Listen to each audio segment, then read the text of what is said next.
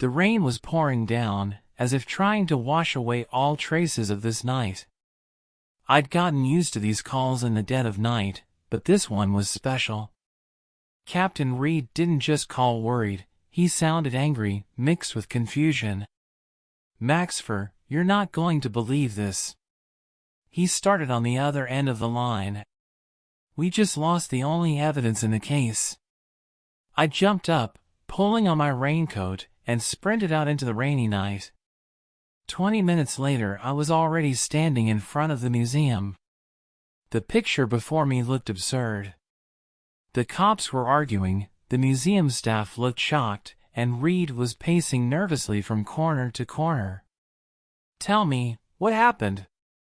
Reed sighed tiredly. Around midnight, the guard on duty noticed that the display case where the knife was kept was broken. We immediately raised the alarm. The problem is that the alarm didn't go off, and there are no security cameras in that room. I went over to the display case. Shards of glass were lying on the floor, but nothing looked like it had been broken with force. I got down on one knee and noticed a thin layer of dust, which meant that no one had touched the area with their hands. How was that even possible? Someone had broken into the museum, taken out a knife, and yet nothing had been fixed? Exactly. I looked around the room. Nothing suspicious. However, on the floor, among the glass shards, I noticed a few faint drops of blood. Where did the blood come from? I asked. Reed shrugged. She was here when we arrived. Maybe the perp hurt himself. But there's nothing else on the floor. The disappearance of a key piece of evidence meant one thing: the killer was even closer than we thought. If the disappearance of the knife wasn't strange enough, the next piece of news turned everything upside down. The criminal we apprehended the day before has disappeared from the precinct. How the hell could he disappear? I swore as I entered Reed's office. The captain looked shattered. Maxfer, we have no idea. I sat down across from him. You do realize this isn't an accident, right? A piece of evidence disappears, and now a prime suspect? Of course. But it's worse than that. He threw some photos on the table. These are surveillance cameras inside the precinct. I took a look at the pictures. One of them showed an unidentified man in a long trench coat walking past the guard station. The cameras recorded him entering the cell where the suspect was being held, and a few minutes later, they both disappeared from view. Who is this man? Reed shook his head. It's not known. But the officers say he identified himself as a lawyer. I squinted, peering into the images. The man had his hands in his pockets, his face hidden under a wide-brimmed hat. Where are the officers on duty? Why hadn't anyone stopped him? One of them already filed a report. Says the man showed some ID and he didn't suspect anything strange. And the cameras on the exit? Reed silently turned the next page of the dossier. The last frame showed an empty hallway. As soon as that man went inside, he just disappeared. I clenched my teeth. Someone is playing a very clever game with us. Support me by subscribing to the channel if you want more detective stories. I'm doing this for you, and your support inspires me. Let me know what you think of the video in the comments. Your opinion is really important. I knew that every criminal leaves traces, even if they try to hide them. All that remained was to figure out where to look. I returned to the museum again, looking around for possible paths the thief could have used. One of the employees, a janitor, looked worried. Did you see something? I asked. He nodded nervously. I saw a shadow by the window at about midnight. But I didn't pay much attention to it, thought it was security. I wondered. How could that shadow have brought out the knife? Where could it have been hidden? The employee was silent. I ran my hand along the glass of the display case. Suddenly something unusual caught my eye. On the very edge of the broken glass was a barely visible fingerprint. I pulled out my gloves and carefully lifted the print. "Reed, we need to check this out now." While the forensics team was examining the evidence, I noticed another detail.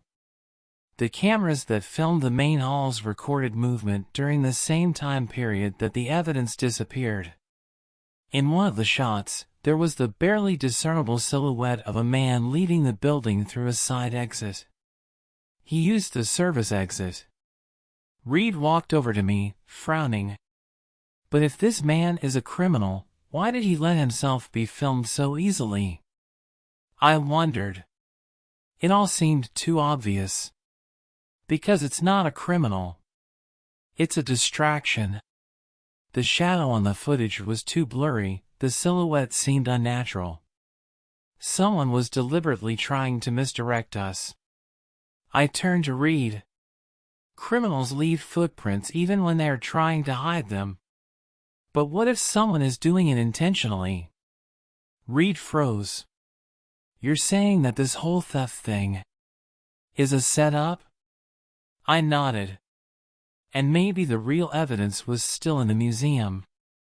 Now it was up to me to figure out who was smart enough to fool the system. I stood in the museum hall, examining every detail that could help me figure out where the real clue was hidden. The perpetrator was smart, but I knew there was no such thing as a perfect crime. Reed walked over to me and held out a sheet with the results of the fingerprint analysis we'd found on the display case. "Maxfer, we have a problem." I looked at the document and frowned. "The print belongs to a museum security guard?" Reed nodded. "And what's strangest of all, he quit the day after the evidence disappeared." I looked up sharply. "Where is he now?" "We tried to contact him, but he's missing. His cell phone's disconnected, and he's not home." I clenched my fists. This guy obviously knew something. Maybe he even helped the perp. I looked around, and my gaze stopped on one of the display cases, where valuable artifacts were kept. Among them was a small antique mirror in a silver frame. It looked ordinary, but I sensed that there was something about the piece. "Reed, have you seen this mirror before?" He looked at me in surprise. "It's been here forever. A family heirloom of the museum's founder." "But what does it have to do with the case?" I took out my pocket flashlight and pointed it at the surface of the mirror. That's when I noticed something strange. There was a tiny scratch on the inside of the frame. Someone had recently touched this mirror. I ran my finger along the edge and felt the frame shift slightly. In one motion, I gently pressed the corner, and the back panel opened slightly. There was something incredible inside. I slowly pulled out of the hidden compartment a bloody knife. Reed exhaled when he saw the knife. "But how?" "We were checking all the storefronts. That was the whole point. The criminal didn't try to hide the evidence too far away. He knew no one would think to look for it among exhibits that seemed completely unrelated to the case." I carefully placed the knife in the evidence bag and handed it over to forensics. "Now we can analyze it. If there are traces of the victim's DNA on the knife, it will confirm that this is the evidence. But there's one question that's been bugging me. Why did the prints belong to the security guard? Was he helping the perp? Or did someone set him up?" Reed's been thinking. "There's another possibility. What if he knew too much and just decided to disappear before it was too late?" I nodded. "Either way, we need to find him. He's the only person who can tell us the truth." We went back to the station and started looking for any clues that could lead us to the missing guard. "He withdrew money from his account at an ATM outside of town," Reed said, reading the latest data. "Maybe he's trying to get away." I grinned. If he wanted to escape, he wouldn't leave a trail. He wants us to find him. We took the car and went to the designated place. But when we got there, we got a surprise. The guard was lying unconscious in his car, with a note on the seat next to him. "You are too close. Stop before it's too late." I examined the note. The ink was smeared, like someone had written it in a hurry. "He was set up," I said. "The perpetrator knew we'd get to him and tried to get rid of him, but didn't kill him. That's a warning." Reed examined the guard. "He's still alive, but unconscious. We should call an ambulance." While the paramedics were examining him, I went back to the station and sat at the evidence board. "What do we got?" 1. The perp took the evidence from the storage locker, but then hid it in the museum. 2. The prints on the display case belonged to the security guard, but it's too obvious. 3. He disappeared, but someone found him before we did. I closed my eyes and mentally went back to the security footage. "Reed, what if the man in the trench coat was just a distraction?" He frowned. "You mean the perpetrator could have been acting through an intermediary?" I nodded. "We're looking for someone who knew the museum best. Someone who could have silently hidden the evidence and misdirected us." Reed froze. "You're saying it's someone on the museum staff?" I turned to him slowly. "And I already have one candidate." Now all that was left was to confirm my suspicions. I was back at the museum again. I looked at the staff differently now. Some of them knew too much. Some had played their parts so skillfully that they had remained above suspicion until the last moment. I suspected Reed and pointed to a young man in a receptionist suit. "Thomas Wheatley. He's been with the museum for 5 years. In charge of inventory." "Do you think he is?" Reed asked. "I'm more than sure. He's the only one who knew that evidence could be hidden in the display cases, and who could do it without arousing suspicion." We approached Thomas. "Mr. Wheatley, we need to ask you a few questions." He flinched slightly, but quickly pulled himself together. "About what, exactly?" "About the missing evidence that appeared to be hidden in the museum." I watched his reaction carefully. "Had you seen anything suspicious in the last few days?" Thomas pretended to think. "No. Nothing in particular. Everyone was working as usual." I nodded and pulled out my phone, opening the photo of the note found in the guard's car. "Do you recognize this handwriting?" For a split second, something akin to fear flashed in his eyes. "No. I don't know who could have written it." Reed leaned closer to him. "That's odd, because the ink analysis showed that the note was written with your pen." There was silence. Thomas swallowed and took a step back. There must be a mistake." I chuckled. "Yeah?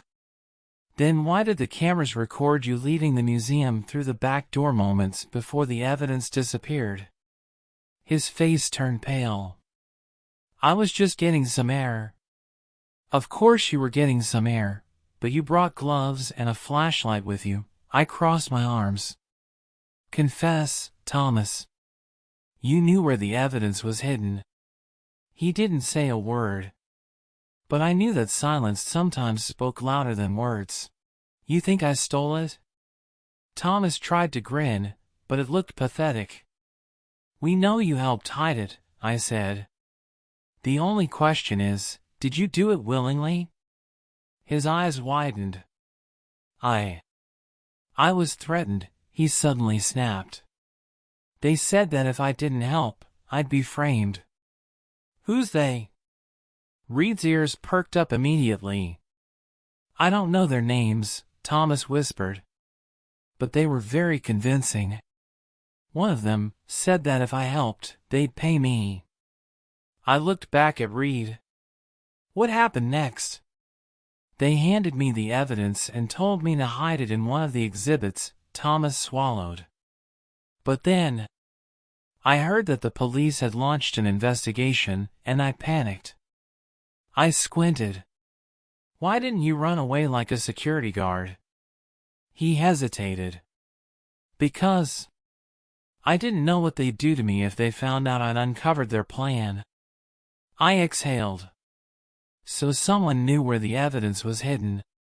Someone who was watching the museum. And then it hit me. Damn. We'd been looking in the wrong direction all this time. Reed frowned. What do you mean? The killer's still among us.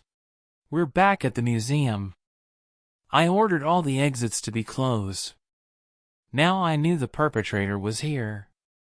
I gathered all the staff in one room. There is a man in this building who did everything he could to make us believe in his innocence, I said. The man who knew where the evidence was hidden. A man who took out the guard but didn't kill him because he wanted to leave us a false trail.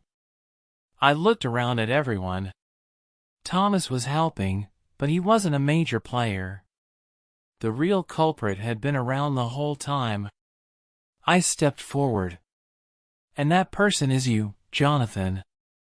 One of the museum staff, a tall man with neatly combed hair, suddenly froze. What? That's absurd. He laughed, but it was a strained laugh. Really? Then why did we find your fingerprints on the mirror frame? He fell silent. You knew there was evidence hidden there because you put it there yourself, I continued. You staged the theft, created chaos, and then tried to get rid of anyone who might expose you. I pulled from my pocket the tape from the camera in the hall. Here's your mistake. That night, you entered the museum minutes before the evidence disappeared. You thought the cameras were off, but one still recorded your silhouette. Jonathan exhaled slowly. Shit, he whispered. Reed cuffed him. You almost won, buddy, I said. But remember, there's always evidence. Even if you think it's gone. The story was over. But I knew it wasn't the last mystery case I'd have to solve. Did you like the story? Subscribe to the channel so you don't miss any new investigations. I'm always putting in the effort for you, and your support means a lot. Leave a comment, I'd love to hear your thoughts.